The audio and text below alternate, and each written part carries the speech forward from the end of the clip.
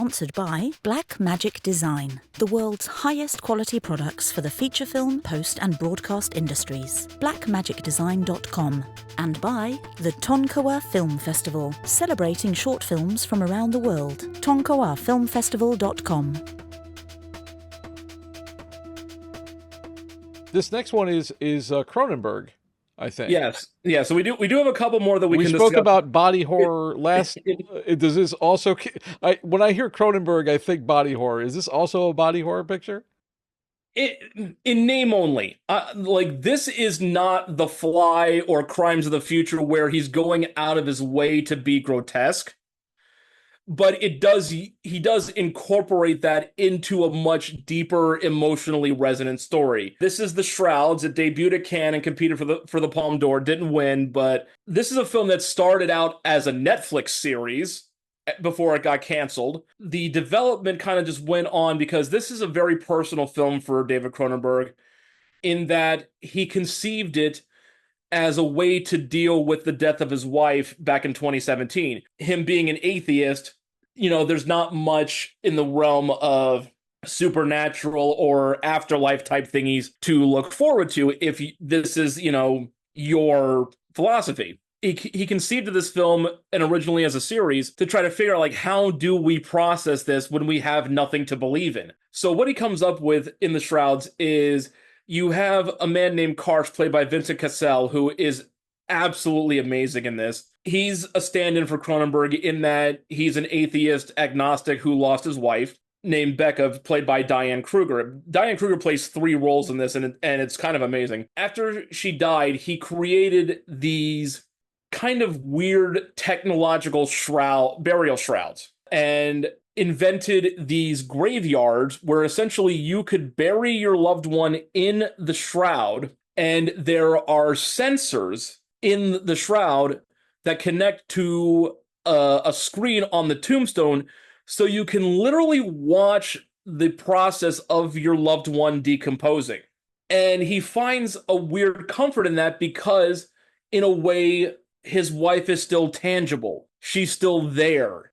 She's not alive and she can never be alive again, but there is still an emotional connection that he can feel when he has no higher power to believe in. Like, there's something oddly poetic and disturbing about it, but it's not horror.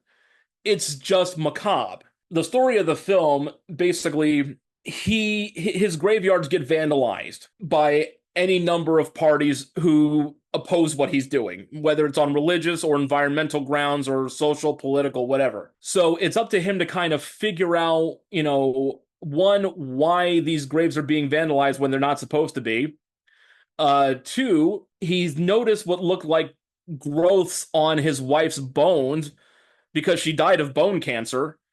But it's like, once the body dies, the cancer dies with it. So how is this even possible?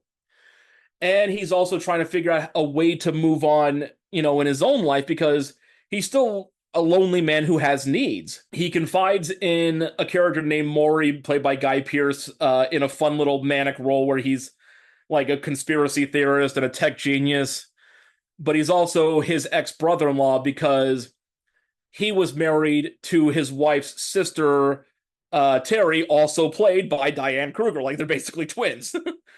So there's that weird dynamic. And Maury has also designed an AI digital assistant named Honey, who's modeled after the dead wife. So again, voiced by Diane Kruger. Like, it's kind of amazing how much work she does in this, because she's playing the living Terry. She's playing a memory, in flashbacks and nightmares of Becca, who we see, deteriorate. Her bone cancer is so severe that she has body parts amputated. That's the pure Cronenberg aspect, is like seeing this woman, missing an arm and a breast.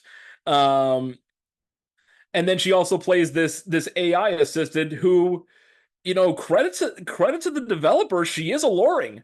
Like she's programmed very well. So there's this whole, maelstrom of emotion and confusion about, how do you honor the dead? How do you go on with life?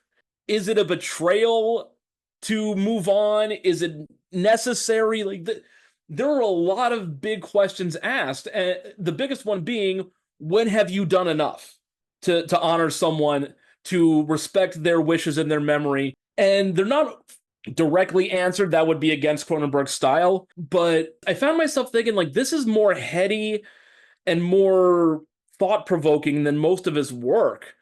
Because, again, the body horror is just there as makeup effects for the most part.